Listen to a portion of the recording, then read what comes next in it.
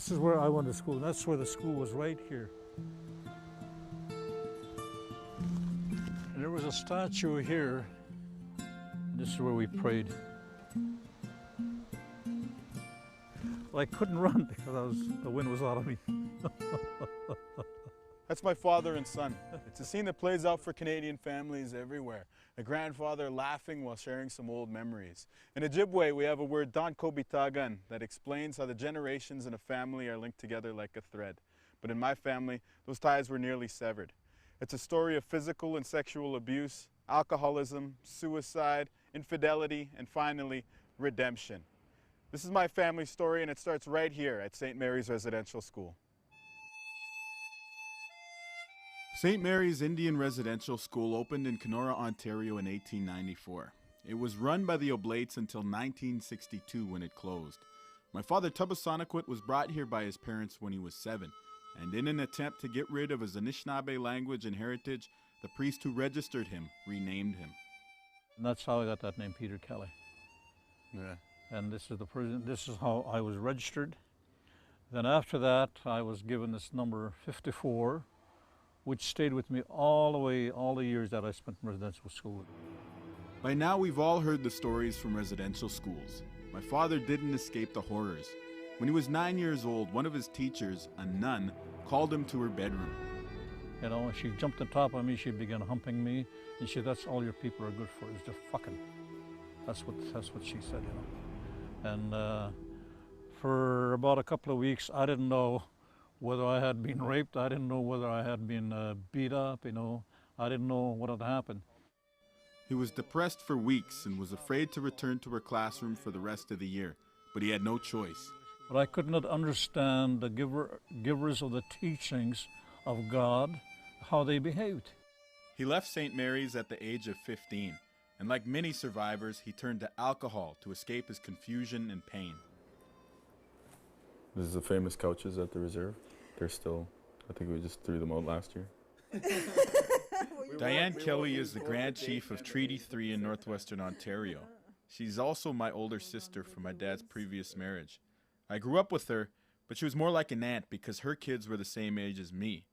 When she was a child, though, she saw our dad at his worst. He was a violent alcoholic. The pain is still there. Even talking about it today, it's very disturbing. You know, I love my father deeply, but there's a piece of my life that was profoundly impacted by some of the events in my childhood. And I also don't have my brothers here. So this is you, Danny and Daryl. Danny passed away in a car accident. A few years earlier, he took his own life. Yeah, 4 years earlier, 4 years apart. The trauma that they experienced and the lack of coping skills might have led to their ultimate short lives. Losing someone that you held in your arms when they were a little baby, when they were 2 years old, 5 years old when you held them, and they're gone. And it's unbelievable. The pain is just totally unbelievable. And this is where the opening is. Being taken from his home at a young age meant he was raised by people who didn't love him, and so he never learned what it meant to be a parent.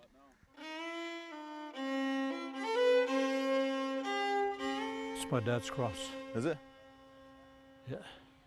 Right there, that's where my dad's buried. So were you, when they buried him, were you actually out here, standing around the grave? I was over there. My grandfather died after being hit by a car in 1947 and was buried in a cemetery at St. Mary's. My dad was allowed to attend the funeral, but an hour later he was called back to an assembly and beaten by a nun in front of his peers. His transgression? Standing beside his father's coffin, as is the Ojibwe custom, rather than kneeling like a good Catholic. When she started beating me up, I resolved that I'm not going to cry. If that's your best shot, you know, you don't know what I'm going through here and seeing my father being buried. Yeah. And this physical pain that I'm feeling, that's nothing compared to what I feel. It's okay that Yeah. rediscovering his emotions has been a long journey for my father. It's a very tough one. Yeah. A journey that took him to the highest seat of the religion that was at the center of his darkest moments. He was part of a delegation that heard the Pope express his sorrow over residential schools. It was that meeting and a return to his traditional beliefs that led to his salvation. These are Sundance scars. They come from a ceremony that my dad has been doing for years and he actually introduced me to. It's considered the ultimate offering in our culture when you give of your own flesh to the Creator. And it's considered so sacred that they don't allow any pictures to be taken. What it is a summertime ceremony where you fast and dance for 4 days. At the end of those 4 days, they cut your flesh and tie those piercings to a procession of 12 buffalo skulls. Then you pull those skulls around the outside of a circle hundreds of feet wide. The ceremony helped him deal with the loss of my brothers. The pain that my son would have gone through as he was dying. And all my loved ones when they died, that pain that they've gone through, I went through that pain when I was pulling buffalo skulls. Right in the middle of this heavy conversation, we're joined by a visitor. And how come we came? Yeah, this is what Nishnabeg say when they're going through a lot of pain. The Creator puts something in front of you to make you forget your pain. Put your hand out, see if you can touch him. There he goes. Hey. As our day of discovery wraps up at St. Mary's, See, all these guys went to school here. my dad shows his grandson some pictures of his childhood. Migize. Migize, the Anishinaabe word for bald eagle. The second good omen soars overhead of where St. Mary's used to stand.